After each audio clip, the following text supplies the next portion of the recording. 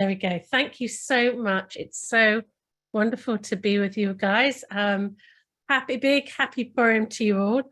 I'm speaking to you from London, where it is no longer Purim, but maybe we'll be celebrating Shoshan Purim.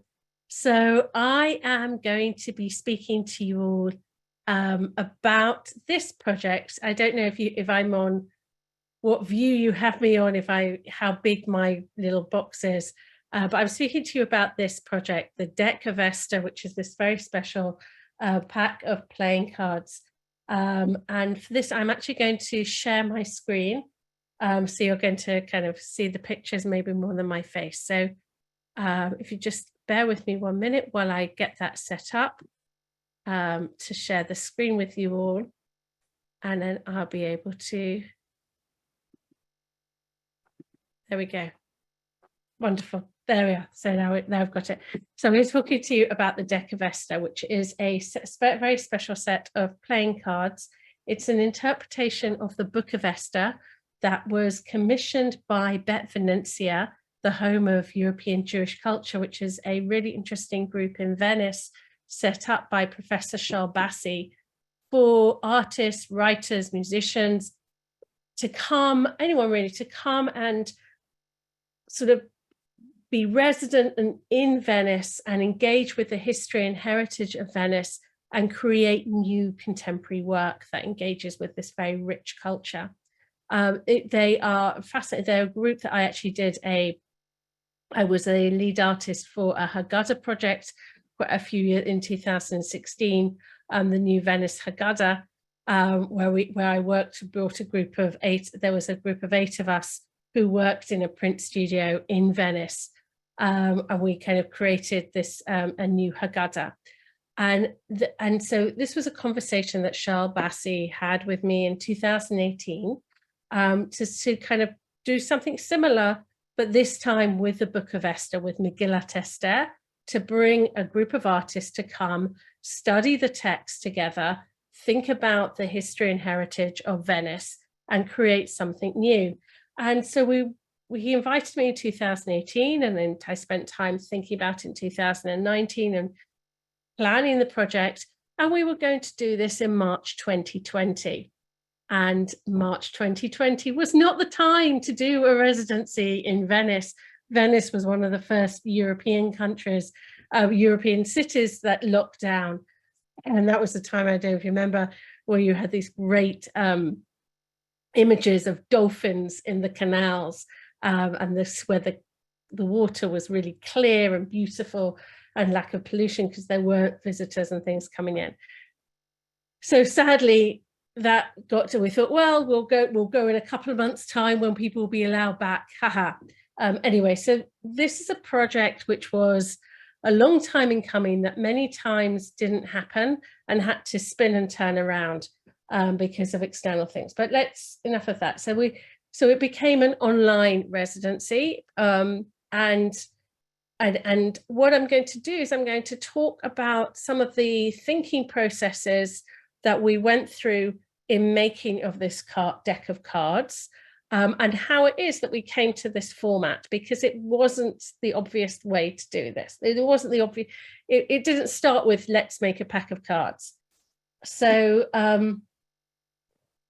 when working on a sort of project like this, where you have like the Book of Esther on one side, and then you have the history and heritage of Venice on the other, the first thing to do is to try and think of a bridge. Like, what is going to be the conceptual bridge between these two? And here we have a photo. This is from Venice. It's the Rialto Bridge.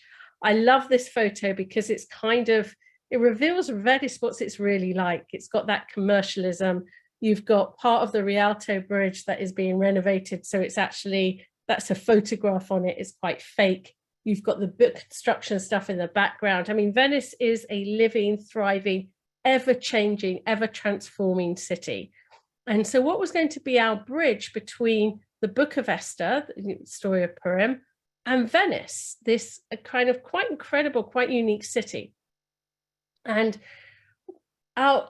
before I sort of talk about what we came to as the end, the conclusion, which was going to be gambling, that is the bridge we came to, we had a couple of choices. And one of them was thinking about where we're going to maybe think about printing. So in the Book of Esther, there is a lot of messages in written form that get sent around between the king and the people, between Mordechai and Esther. They write to each other with letters. One of the things we noticed when we were doing this close reading of the text is that actually what we think is dialogue between Mordechai and Esther is actually correspondence. It's not speech. They are writing to each other, and there's messages being sent, and these messages in the empire, which is this huge empire. They had a system of horses, the king's horses, which comes up quite a few times. These king's horses, this is the fastest way to get in that ancient world, to get messages out, that you have these very fast horses which actually send the messages as a relay. So you would have a system of very fast horses that will go to and from.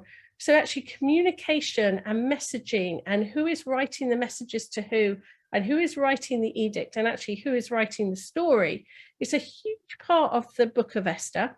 And Venice, thinking about the history of Venice, especially Jewish Venice, Venice was the heart of printing. Like a lot of printing innovations came from Venice. Our Talmud, the layout of our Talmud page was established by Daniel Bomberg in Venice. The Venetian Talmud sets the blueprint really for the way we kind of, I mean, I know there's the Vilna that came later, but actually kind of a lot of it was kind of really came from Venice. So a lot of that printing, writing, communication kind of bridges that. So that was one thing. Another thing that we were thinking of as I was thinking of as a possible bridge was the salon, the parties. I mean, in Esther, the actual the Book of Esther begins with these ridiculously long ordained parties and feasts that Akashvarish is doing. Vashti is having her own parties with the women. She refuses to go. You all know the story. So it starts with the parties. The Haman's downfall happens because of Esther hosts her parties. And Venice, the Jews in Venice, they, like a lot of kind of Jewish European cities, Jewish women in Venice hosted salons. And the salon was a very important cultural place. So a sort of place of like communal gathering, exchange of ideas. It was the salon was one of like the heart of the kind of society. So these salons which would happen in the ghetto as well as elsewhere.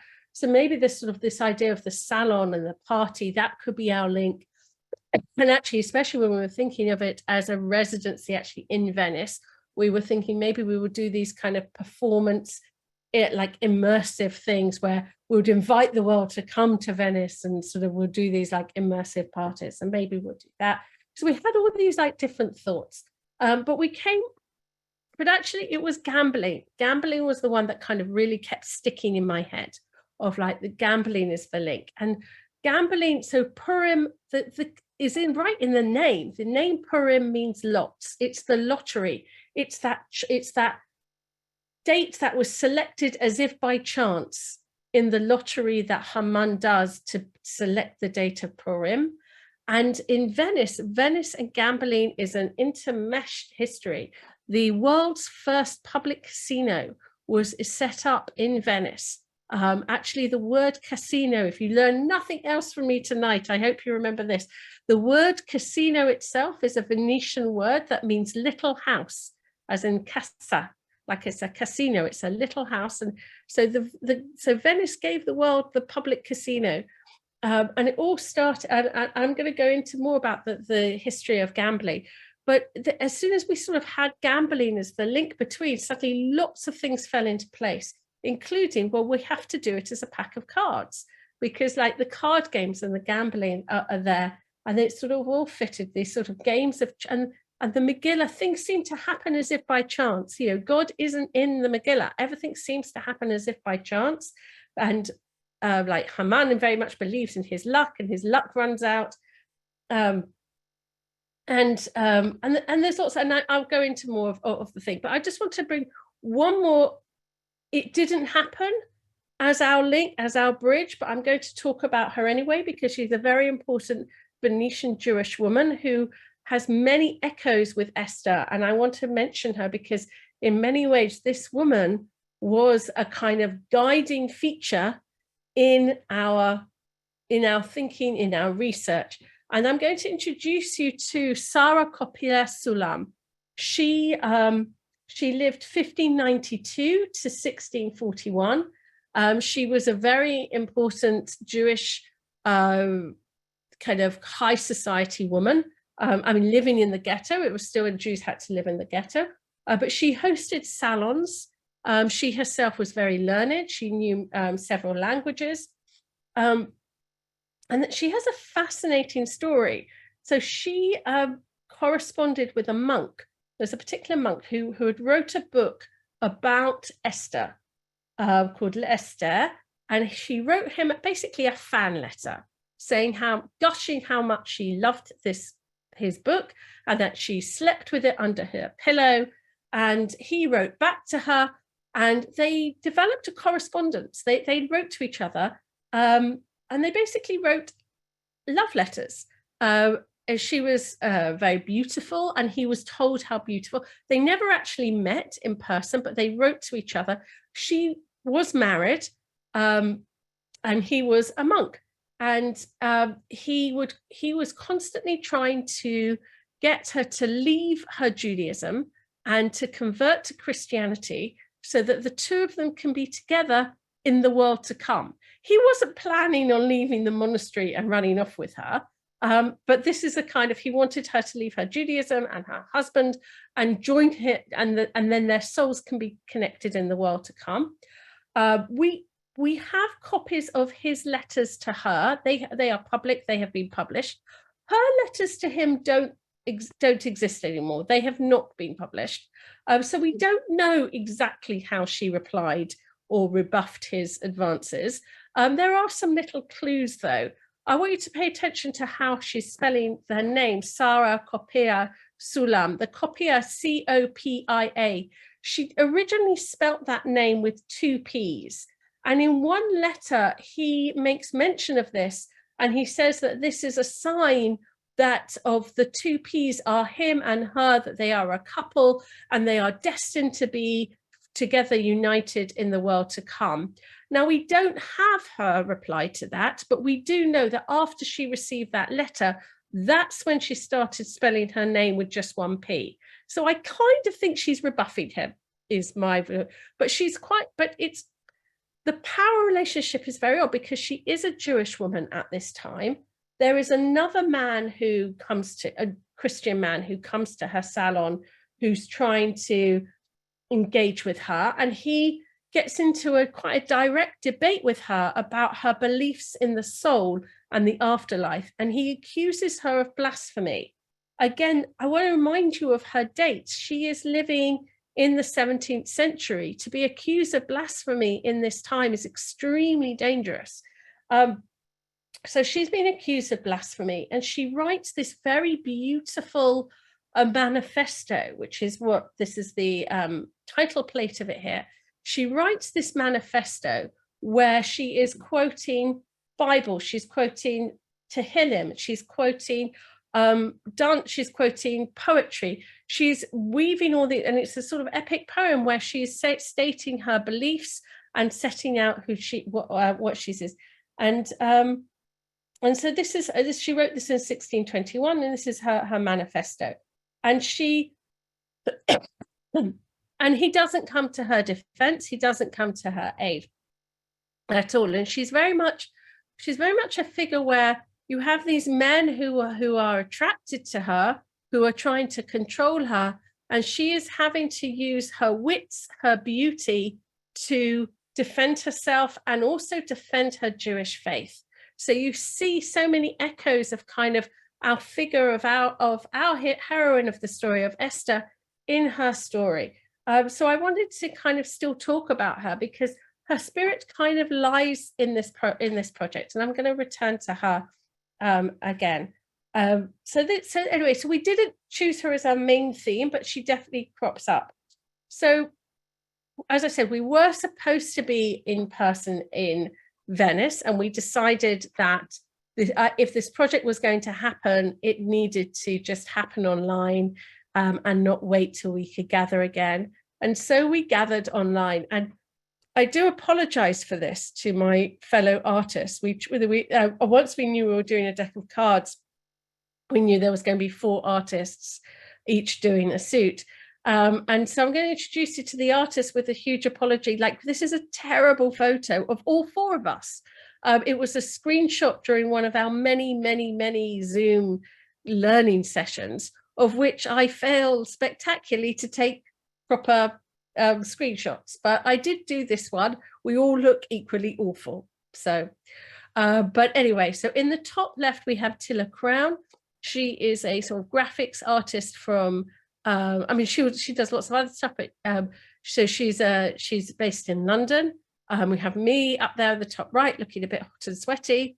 On the bottom right, we have Mirta Kufermink, who is she's a printmaker artist and she does a lot of book art. She's based in Buenos Aires. She's a fascinating artist, works a lot with Jewish texts in many really interesting creative ways. And finally, but no means least, in the bottom left, we have Sophie Herxheimer, who, although she's a London-based artist, actually for a lot of this, she happened to be in Berkeley for a lot of that. She ended up being stranded in Berkeley for some of the lockdown. And she is a poet as well as an artist. So we're all coming with kind of different backgrounds and different strengths. And we each took a suit, and you can see, instead of us looking kind of hot and sweaty, you can look at our artwork. And so I've chosen the kind of the queens that we all kind of, the process which we did is that we did a very close reading of the text. We spent maybe about 6 months doing that. And then I divided up the Megillah into different sections, and each one took a section. And we each had to do the main characters of the king and the queen. Haman is the jack, Mordechai is the ace, because like the cards, the ace, which can go low and then high, Mordechai starts off very low status, he ends up very high status. So Mordechai is your ace in the hole. And then we have the number cards, which picked up kind of various minor characters or incidents or objects or places within that section of the story. And the 54 cards go through the whole Megillah and tell the story of the whole Megillah, which is there. So we each did that. And you can see from this slide that the 4 of us have very different artistic languages in our approach. And so each suit looks very different. It's quite a unique pack of cards in that way, but we all had the same color palette. So we all used the kind of the black and white with the kind of red as an accent color. And not just we use red, we actually use the same red. We used a very particular type of cadmium red gouache paint from Winsor Newton kind of range that we sent out to the artist to use. So we kind of kept the red consistent as well. And so we had that, and so they had this sort of consistent palette throughout. So that was kind of our learning process. We were joined by these 2 gentlemen. So I mentioned Shah Bassi, who set up Beit Venezia. He's there on the left, and he's holding, I think it's the Robert Alter kind of Hebrew Bible, Robert Alter's translation. That's what he was using in our learning. He often joined us. Shah Bassi is also a professor of English and specialized in sort of Shakespeare. He was involved in an extremely special production of The Merchant of Venice in the ghetto in Venice. And he also did some learning with us about the different ways that Venice itself has been depicted in art and in literature as a woman, sometimes as a very virtuous woman, sometimes as a very kind of loose moral sexual woman, but all different ways that Venice has been portrayed and is still portrayed as a woman. So that's Shah Bassi. And on the right, we have David Zvi Kalman, who is from, he himself is a scholar in his own right. He works for the Shalom Hartman in North America. And he also has, and more importantly for our project, is that he is our publisher, our book designer and publisher, and he runs a very special small press, Jewish press, called Printercraft, which has as a vision to bring beautiful Jewish books and works of Jewish books to the market and to make available to the market. So he often joined us in our learning. We also went into the history of the gambling in Venice, and we were kind of very happily joined by Alberto Tossofe. He's actually a really great tour guide in Venice as well as an academic, and this kind of clip, I never remember dates, so I kind of kept this kind of screenshot there because it has the date right there. So this is where the history of gambling and Venice sort of begins, and it's really fascinating. So if you go to St. Mark's Square, you have these two columns, which he's pointing to behind. These two columns, one with a lion on, one with a man with a kind of strange sort of alligator thing at the bottom. Those two columns actually were quite ancient columns that were brought into Venice. Now, Venice is a city that was sort of reclaimed from the swamp in the lagoon. Nothing really organically, or especially in the beginning, nothing really grows there. Everything has to be imported in and then kind of gets transformed actually in the city. So these columns were originally at some point brought to Venice, but they didn't make it there. They didn't make it onto Venice initially, and they were lying in the bottom in the lagoon in the sea for quite a while. And there was sort of like a competition to how to bring these columns out of the water, and it was won by an engineer, Barati. I've written it down, but I can't pronounce it properly. I'm sorry, Baratillo. In 1172, he devised a very clever system, apparently, to bring these columns out of the water and to erect them there as almost like the entrance to the St. Mark's Square, the entrance to the city. And as a reward, the elders of Venice asked him what he wanted, as his reward, and he said that he would like the license for him and his family to have the license for public gambling in Venice. And they granted it, and in between those two columns, there was a table that was set up, and that's where public gambling was first allowed in 1172. It was only supposed to be there and not in the rest of Venice. But human behavior being such it is, there's a lot of examples in like Venetian, the rules and regulations and guides, and you see signs up where saying that, gambling is not allowed, card games are not allowed. And you only put those signs up because that's exactly what was going on, kind of in the backs of churches or in the courtyards and things. So it eventually, and although as much they tried to forbid the card games and the dice games, they did happen. And so eventually in 1638, that's when the public casino first opened. And 1638, that was kind of also time and it kind of, there were private little kind of gambling houses and casinos as well, but there was also the public casino. This is a 17th century painting of the casino, of the public casino. You'll notice here that people are wearing masks. Everyone had to wear masks in the casino. That was really so you wouldn't know who was winning and who was not winning. It was kind of, it give that an anonymity to that.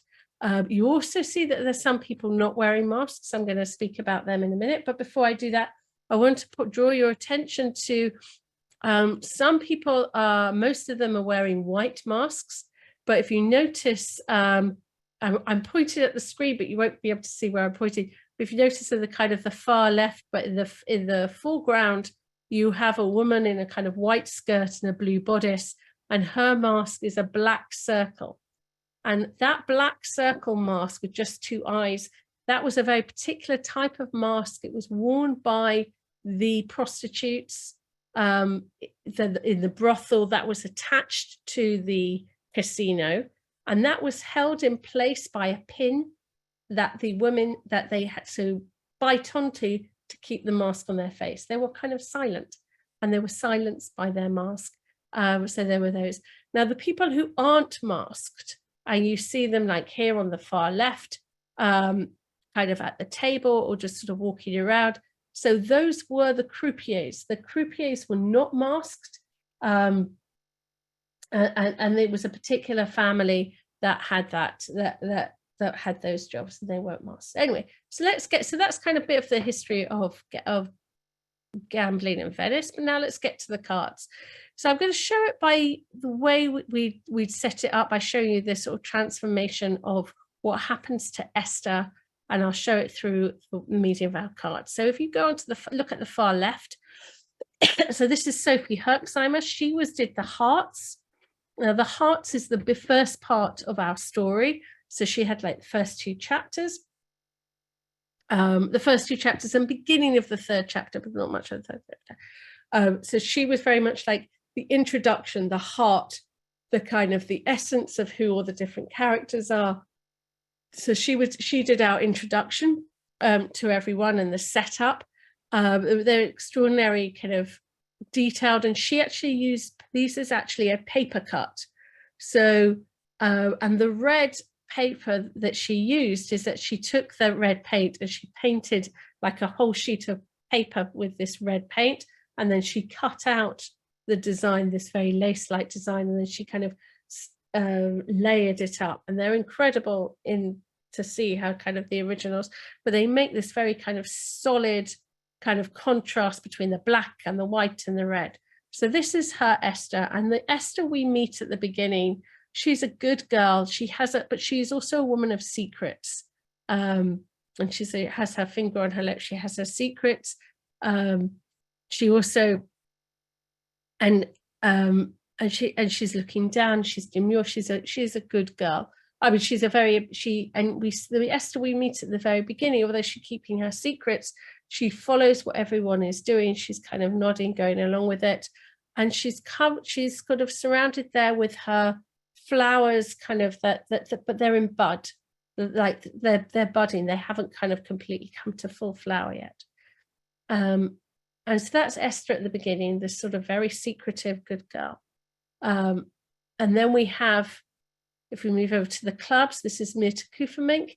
So this is the Esther. So the clubs, the part of the Megillah that Mirta was doing the kind of the crisis, the kind of the conflicts that each characters that happen to the Megillah.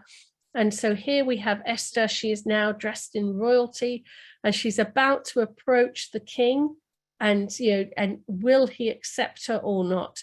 And you see her stepping into the treacherous waters. And in Venice, water can be very treacherous. It floods quite regularly. And there is a sort of ceremony that still goes on today where they sort of marry the queen of the sea. It is kind of to placate the kind of the waters, the treacherous waters of Venice. And here we have Mirta's Esther taking this step into this unknown, taking this risky step into the treacherous water, and about to enter into the king. Will she live or will she not? And this is the way Mirta depicts Esther, kind of very kind of strong, but also determined, but also very vulnerable. Like there's a huge amount of vulnerability and delicacy in this work. And that's Mirta, that's the clubs. And now moving on, we have the diamonds, and this is Tilla Crown's work of her Esther. Now Tilla, she was looking at the resolution of this and really how everything comes together. And she took a very kind of graphic style. She worked a lot with pattern, and she riffed a lot on kind of the way that traditional playing cards look in terms of like the double figures. But she used the duality to be able to sort of show the before and after. And I've shown this with a kind of this way up, but I could have shown you the other way up. Actually, I should have probably shown, if you do that, you can kind of see the other way up. So here you have Esther kind of, she's at the first party. She's holding the wine, but she's not drinking it. She's still very restrained. She's got that kind of that black mask with the two eyes is decorating part of her dress. The flowers are there, but they're kind of, the Hadassah, which is another name for Esther, is kind of creeping up her sleeve. And she's hiding her Jewish identity. Apparently, a lot of Jewish women in the salons of Venice in the 17th century would dye their hair blonde. And then if you kind of turn your head a bit and look upside down, you see the kind of the bottom Esther is the Esther once she has revealed her identity. She is literally showing her dark roots, her Jewish roots there at the bottom. The Hadassah plant is breaking out of the frame. The triangles have become Magen Davids, and she is drinking her wine in her glory. And that is Tilla's Esther. And you have that kind of transformation. In each of her cards, she has how the characters transform in her section. And I had the clubs. I had the spades. And this is my Esther. Have you noticed that she is a seated figure, and in the background is actually the verses in which I'm using to kind of pick up, because Esther finishes the book as a writer. She goes from being quite secretive and following instructions to now in this last section, she is issuing instructions. And she says in there that she writes the book, she sends the messages out, she institutionalized the holiday of Purim, and she gives the instructions of what to do. And so she is sitting fully in her power. I have based this figure of Esther on a seated a figure of justice, which is found on in a roundel in the Doge Palace in Venice. There, the seated figure, she's got a sword in one hand, and here the sword has become a quill of pen for Esther to write. At her feet is a dog and a lion. So I had to do. There's a dog and a lion. In the Talmud, Esther calls Akashvarish, I'm so sorry, a dog and then a lion. But here you see that she has tamed these beasts who were threatening her. And now she's sitting fully empowered. And that's how she ends the book. And I'm now going to take you through some of my cards, some more of my characters and more of my cards. And I want to show you the contrast between the way I did the character cards and the way I did the number cards. So I have the spades, which was the aftermath, like how does the story finish? How does it leave us with? So this is, I'm going to talk about the Haman, the Jack at first. So Haman, curiously, Haman is hanged in chapter 7. And the way you kind of summarize the story is, you know, kind of like the bad man wanted to kill all the Jews. Esther confronts him. Akashvarish goes, oh no, terrible, take him out, kill him, and all done. But that's chapter 7. There's still another couple of chapters to go. And it really struck me in this when we were learning of like, just because you've got rid of the baddie, the villain, does not mean that massacre is going to be over and that the Jews are safe. In fact, the violence, the hate that this kind of that bigotry has unleashed is now out. And it doesn't neatly get put back just because the baddie has been, just because Esther has kind of shown how vulnerable she is and the king wants to protect her. Like the massacre, they're still coming for the Jews. The massacre is still coming. The hate is still there in society. And so there you have this like strange thing of like, the king has to say, well, okay, the Jews can defend themselves then. But they can only defend themselves for one day, and they have to kind of defend themselves. But I remember as a child thinking this, and I still think this, and I think this every year, of like, why can't Akashvarish just say, right, the massacre's off? the Jews are not allowed to be killed. Like, why can't he just get rid of his decree? It's absurd. And it's part of what makes this story so tragically absurd, that they're still like Akashvarish, like they're still trapped in this thing that he's created. Anyway, so Haman, at the end of the book, he's gone physically, but he still has a presence. And so I depicted him as a ruined statue. Like, I mean, there's a lot of conversations about statues, like, should they still, of disgraced figures, and like, what does it mean that a statue is still there, even though the person is long gone and you say you no longer honor them, but they're still there, they're still public, they're still holding their presence. I've kind of got these weeds, these creeping weeds that are coming out. Like, he still has a presence in the society. Now, this is a ruined statue. It's based on a figure, this sort of headless statue figure that is kind of above one of the kind of gateways to one of the gates to the university in Venice. And so I've kind of based it on a kind of ruined statue from Venice. So that is Haman, this kind of, he's not there, but he still has a presence. And then his 10 sons, I've depicted as 10 fragments of statue fragmentary. Sorry, that was not a word. So these 10 fragments of statues that, and you see these sort of relics kind of all over the place, but they are just chips off the old block, kind of, so to speak. So they echo together.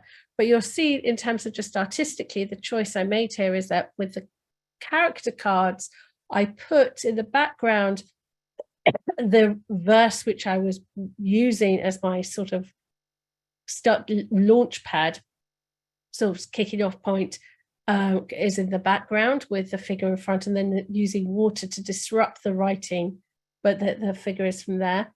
And then with the number card, I just had like that number of objects on the card.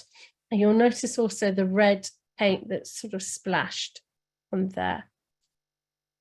And I'll talk about the red paint kind of in a minute, but I just want to talk about this figure. This is my Mordechai. This is my ace.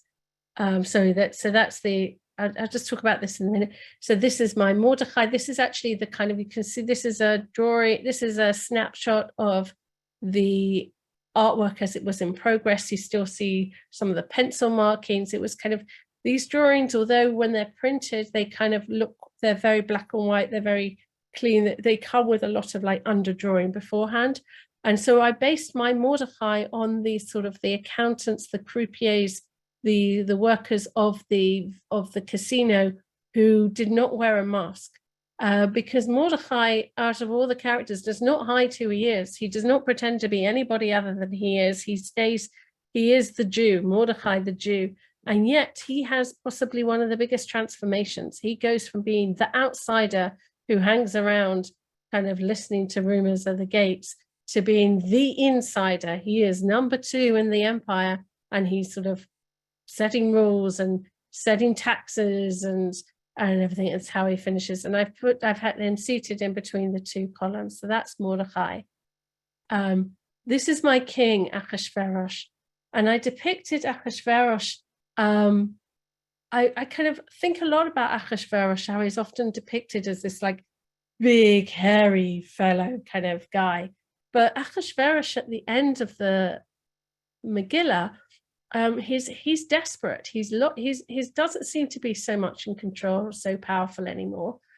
He actually goes to Esther. You have, up until that point, you have Esther coming to him. He's running to her. He's chasing her. He's desperate to help her. And then what would make her okay? He's offering half his kingdom to give her and placate her. He just wants to throw it away. He's chasing her. And he's extremely vulnerable. And I was thinking about him, and it actually occurred to me that my Akashvarish at the end of the Megillah is not like this big, powerful king, but he's more like somebody else who is actually a very kind of known Venetian character. And I decided to base my Akashvarish on Casanova.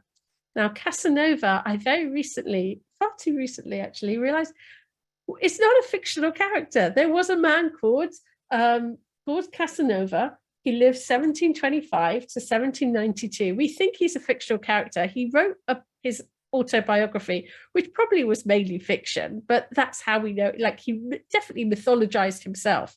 But he was an extraordinary man. He was an adventurer, a writer. He was born kind of, I think,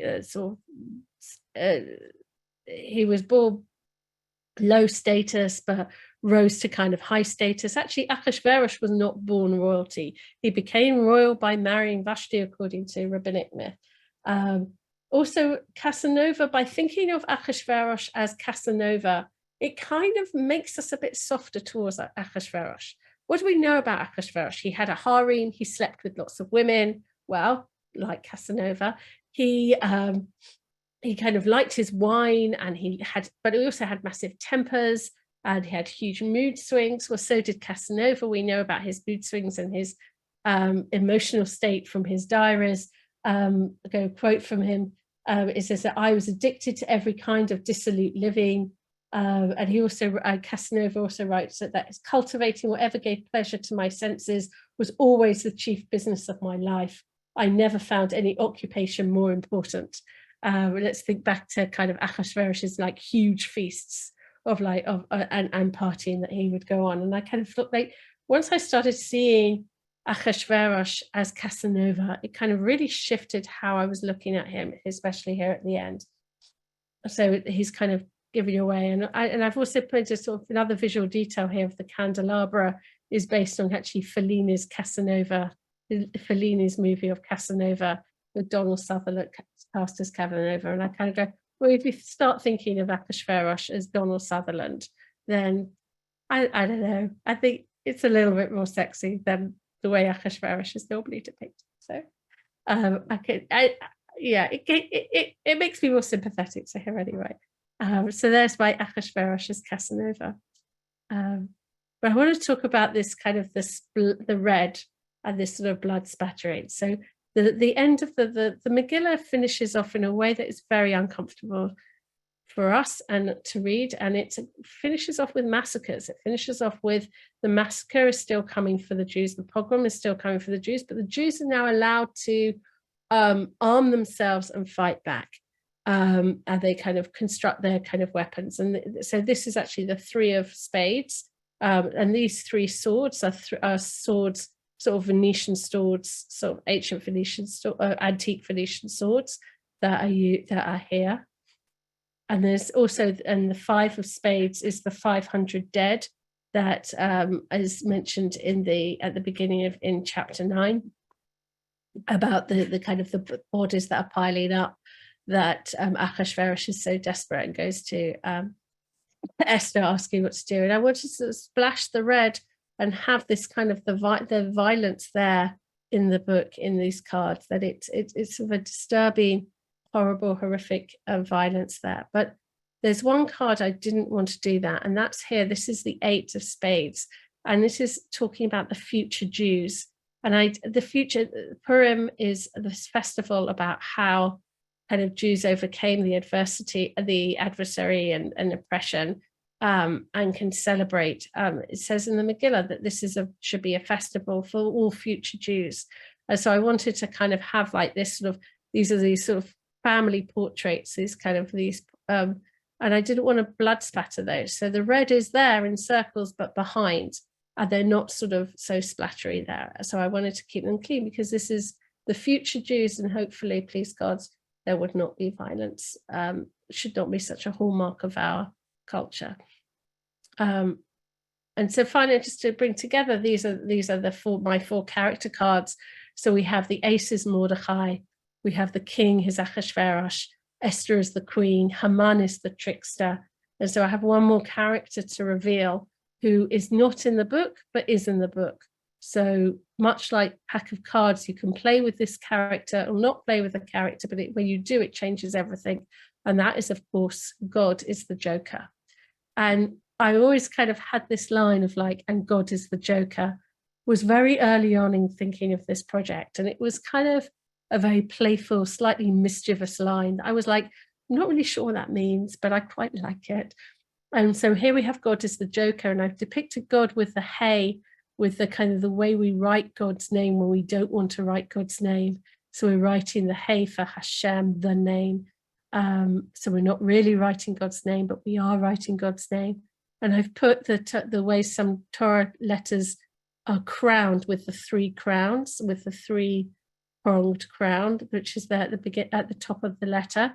So those three-pronged crown is transforming into a jester's cap, the three bells of the jester cap, which is there. And I was thinking, well, what does it mean that it's saying that God is the Joker?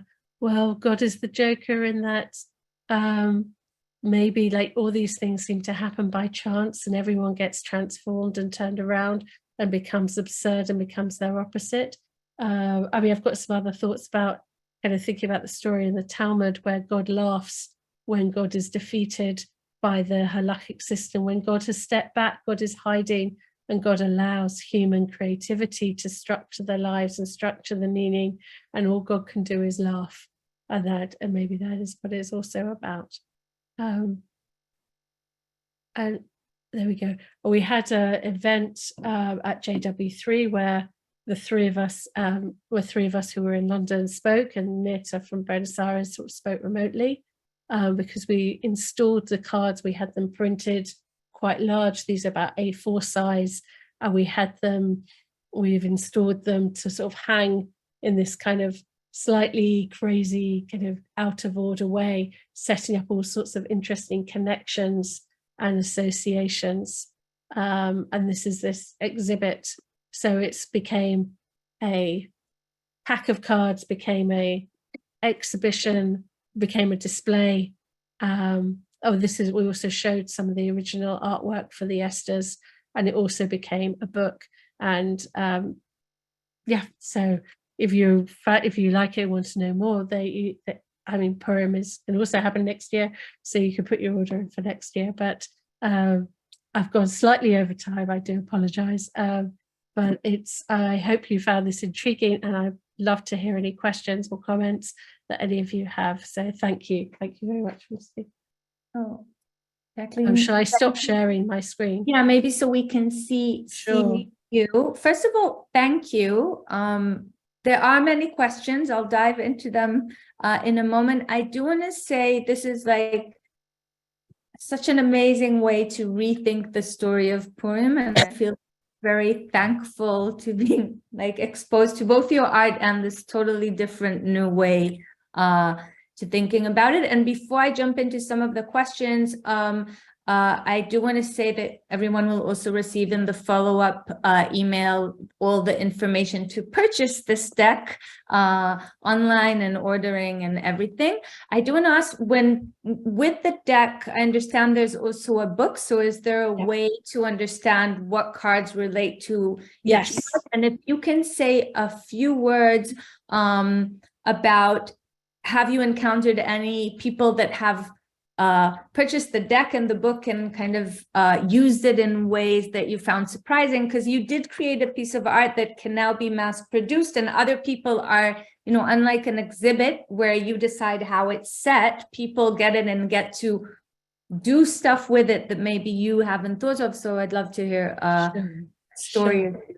Sure. Well, first of all, one thing I forgot to mention when I was summing up in terms of my Esther, that I say like Esther finishes as the writer of the story. I was thinking very much of Sarah Coppella Sulam, this Venetian woman who wrote her manifesto about her belief in the soul that defended herself. And here we have the echoes there of these like Jewish women who these men are sexually attracted to, are trying to control, and they're using their wits and their writing to push back and assert their identity, and we have that there. And so the kind of the writing and the book is a very important part of this, and actually how or the artwork relates to the text is very important. So in the book, it has the full text of the Megillah, and then it has a full page of the artwork next to the corresponding verse that artwork relates to. So hopefully when you read it, it's quite obvious like what the artist is riffing off and using. And I would say that actually my fellow artists, like the extraordinary amount of thought and really imaginative interpretation has gone into all of the cards. I mean, I can talk for hours about all of them. They are absolutely a beautiful piece of work.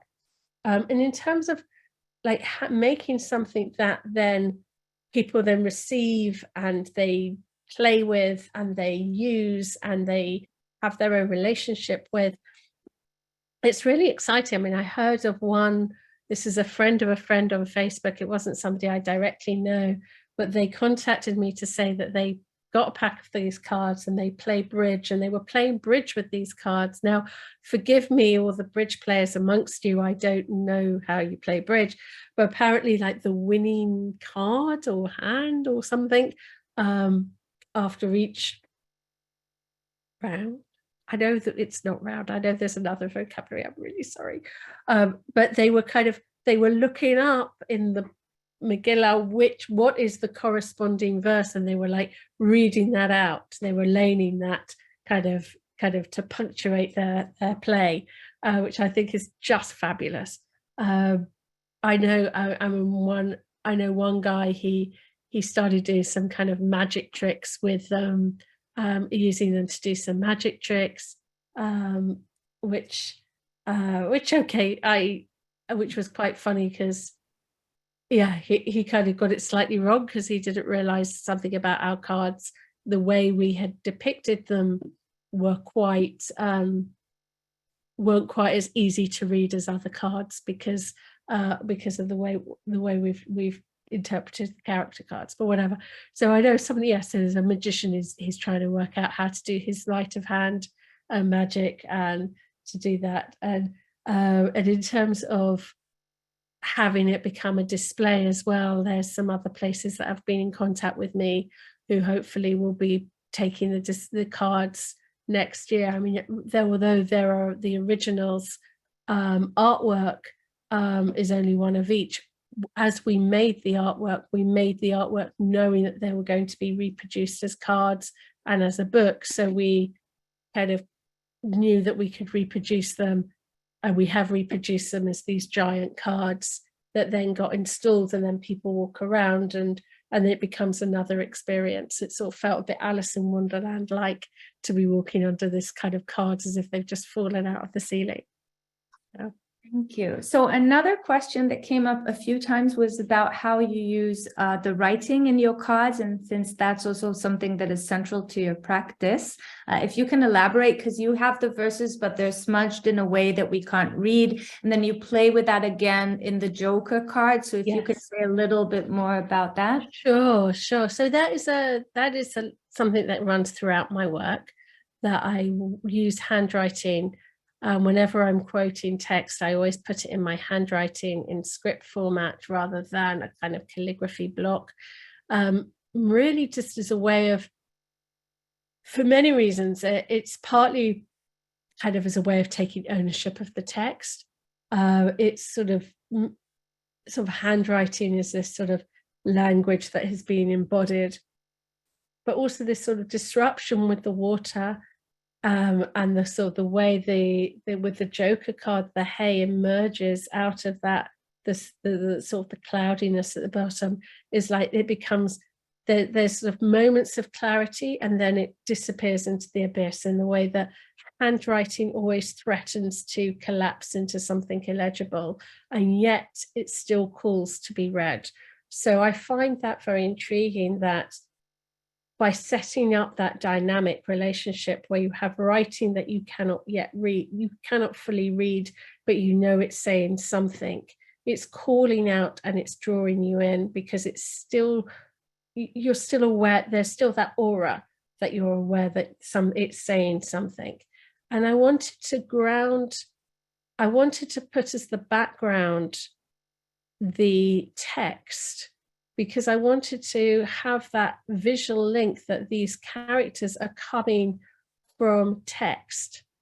They're coming, like that's their background. So they are grounded in the text, these characters. They're grounded in the way this story is written, the way this story has been read, and the way that I, as a reader, and the way that we do an active reading. When we read the Megillah every year, we do an active reading in terms of it's very performative and the booing of Haman and all of that. But it is this active, it's this interplay between us, the reader, and the text that kind of draws us in. So I use handwriting a lot in that way.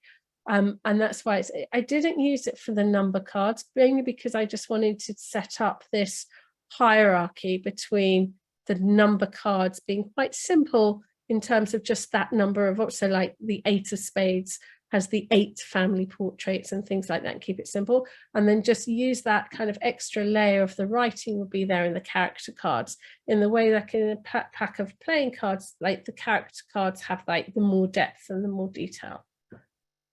So yeah, I'm going to try and sneak in a few more questions in the sure. minutes we have, because they're coming in. Did the other artists use the numbers in the same way you utilize numbers that appear in the Megillah as a basis for your number breakdown? Some did, yeah. Most of the time, yes, in terms of I mean, some did, some didn't. Sometimes it can be harder to. Like, obviously for me, like the 10 being the 10 sons of Haman, that was kind of handed to me on a plate, but some did, some didn't. I mean, it's like, I think, like when, like for instance, Sophie, I think the 5 of hearts is Vashti, and there's no reason why Vashti is the number 5. I think it's more like where it appears in the kind of the order of the text for her. But within her paper cut of Vashti, there are 5 hearts kind of hidden in the picture. And I think and I think all of us did that we kind of hid that number of like hearts or clubs or diamonds or spades within that number of cards that are sort of hidden within there. Perfect. So I think, yeah, I can get another question in. In terms of your comfort playing very openly with Jewish text, very deeply and very openly, maybe you can say a few words about that, because some of your interpretations are not the traditional ones, and like how, like if you can say something about your approach and your comfort doing that. Sure. Well, I'm very comfortable playing with Jewish texts. I think I spoke to you guys about this. I did a Daf Yomi project where I did a drawing a day based on the page of Talmud a day. That was a sort of 7.5-year project. I worked on the Haggadah project. I'm working on a project. My new project at the moment is working on a Tehillim, on Psalms with a poet. So I'm very comfortable using the text as sacred text as a launch, as a start, as to play. And the way I always think about it is that this is our heritage, this is our tradition, and it is there to play with, and it is there to be creative with, and it is ours. And what I would say is like if I went into someone else's house and I started playing with their grandmother's teacups and making a big tower of their grandmother's teacups, that would be incredibly rude, and how dare I? But I can play with my teacups. I can make a tower of my teacup because they're mine. And I think to be playful and creative means that it's your tradition. You really own it, and it's an act of love to do that. I do feel with the making God the Joker, and how was I going to depict God as a Joker, I think came as close as I was going to feel coming close in terms of taboo. But I also believe very passionately in that concept of like, no, but God is the Joker, to put almost to, like, we could have done this and not mentioned God at all. God isn't in the Megillah. In fact, the only character that seems to have any belief system in the text is Haman. He believes in luck. He believes in that, like the fates, and like, you know, he uses the lottery because he's got to have a lucky date. And when he realizes that Mordechai is on the ascendancy, his wife and his household say, well, you're going down now because your luck's running out. I mean, they talk like gamblers, like, you know, kind of your luck's with you or your luck's not with you. Like it's that is that thing. So I kind of, you know, we wanted to put God in there.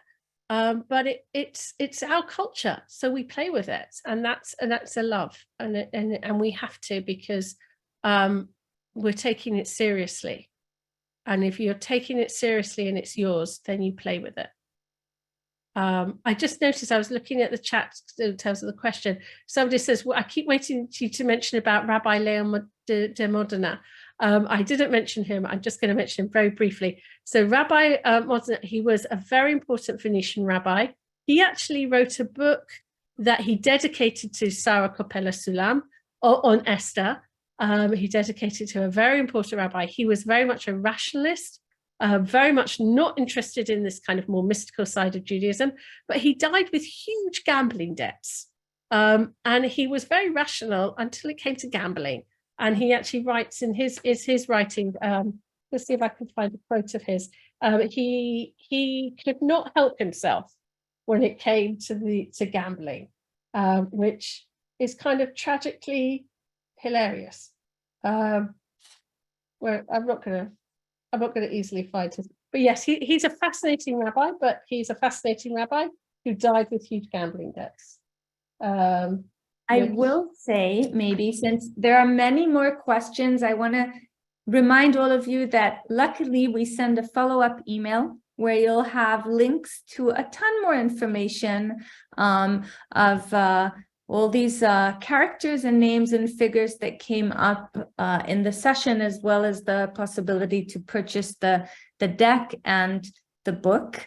So all of that information will be arriving in your inbox in the coming day or so. And Jacqueline, I think, yes, you're looking. Oh, sorry, I was looking for the quote from Leon. Sorry, yes. I'll create the follow-up email. We'll make sure to send you a ton of information. I do want to thank you so much for exposing us to this amazing project. I will also say that both Shaul Bassi and Mark Michael Epstein, who is now the head of Beit Venezia, are quite, they did CSP programs. Maybe we'll link to a few of theirs. So we're slowly pulling in more and more amazing people. And mainly, thank you for bringing to our Purim this beautiful new read that is also so relevant to Women's International Day, and to kind of a completely new way to look at this holiday. So thank you. Thank you for having me. I wish you all Purim Sameach. Enjoy your Suda. And it's been lovely being with you. Thank you. Thank you. Sameach, everyone. Bye. Sameach.